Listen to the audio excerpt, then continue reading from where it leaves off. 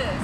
I'm Rische, your host of World of Art, and I'm here on Texas Tech campus to talk to you about the public art collection. I have been looking so forward to talking to you guys about this piece, The Tornado of Ideas by Tom Ternes. Tom Ternes is known for his really lovable, funny characters, and you get to looking at these things and you're going, oh, that's so cool, and then you get up and you see, oh my God, what are they doing? He's very twisted, and it makes total sense with what we're doing here. All of his male characters are naked from the waist down. So check this one out. We've got this little guy, and he's staring right at his bronze member. So look, here it is again. Do not climb. You must really like this book. Look where she's sitting. This man has got a twisted sense of humor. Ask me a question about this piece of art. How tall is that piece of art? Oh, I don't know the answer to that question. You, come over here. Pointed and cylindrical. Why is everything pointed and cylindrical? He's developed his own language in order to set himself apart from anyone else who does any kind of bronze casting or sculpture. So you can look at this piece and go, oh, that's a Tom Ternes. You know the artist's name because you know his style. When an artist combines a passion for art and a passion for their subject, you might just wind up with a piece like this by Deborah Butterfield called Wind River. I had a girl walk by earlier asking me, what does it mean? And you're gonna hate my response to that question, but my response is, what does it mean to you? And that's the first step towards understanding art, is taking it and thinking about it. So bear with me here. Art is created for many different reasons. And maybe in the case of this piece, its existence is about the pure beauty of horse and about the lines that have created it.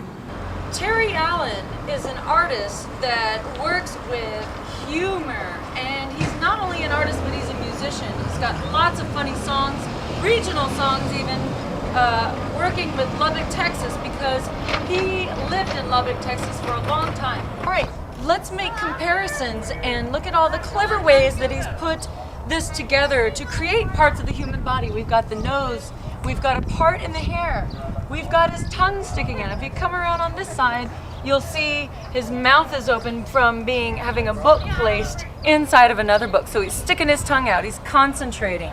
Around to the back side, we have a spine actually created out of spines of 8 books. And the funny thing about this thing is that they're all made of all these self-help books. So he's created out of books to help himself learn, to help himself get around, to help himself fit in. And of course we have the crack in the book is the same as the butt crack. Does this sculpture make my butt look big? Well, clearly, Terry Allen is a visionary. His inherent form is just so ethereal and at the same time grounded in solidarity. Hey, big fella. Hey, lady, somebody's gonna burn that thing down. It's not wood, it's bronze. So let me tell you how that happened. First, the artist finds a piece of driftwood, and then she finds another piece of driftwood, and then she puts it all together into this driftwood horse. And then she pours plaster over the entire thing, and then she puts it into this giant oven. The oven just melts all of this wood away, and you're left with a giant wooden horse-shaped hole. Then she pours the molten metal into that giant wooden horse-shaped hole, and then she blows away all of the plaster once it's cooled. And then you're left with this beautiful horse. And the last process is to take a patina, which is a chemical that she puts onto it to bring that wood color and wood texture back to the metal. And that's how that happens.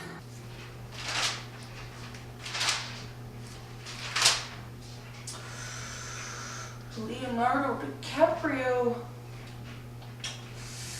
Oof. Oh my God. It's Sister Wendy. Look. What do you think we could get for that on eBay?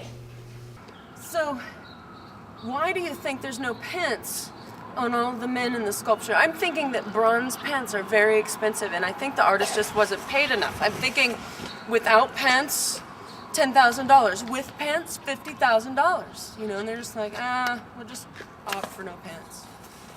Right. At the base of this sculpture is the White House. It's been torn in half. We have a squirrel in the middle. We can't tell if it's a squirrel or a beaver, but I'm betting it's a beaver because didn't a beaver tear apart the White House during President Clinton's term? And so, where was I? It's just this sculpture that transcends sculpture. Hey man, what you reading? Alright.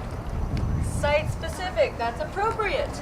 Site-specific means that a sculpture has been placed in that place for a reason. He makes sense with the environment and he makes sense with the city and with the culture. This guy happens to be facing the library, so he's walking towards the library and he's studying upside down this dictionary. His rear end faces the administration building, and I think that's probably more the appropriate reason as to why he's facing the way he's facing. And so, where was I? It's more like sculpture, but it's not sculpture. It's like a sculpture, or maybe the sculpture, that he just, works with such inherent qualities and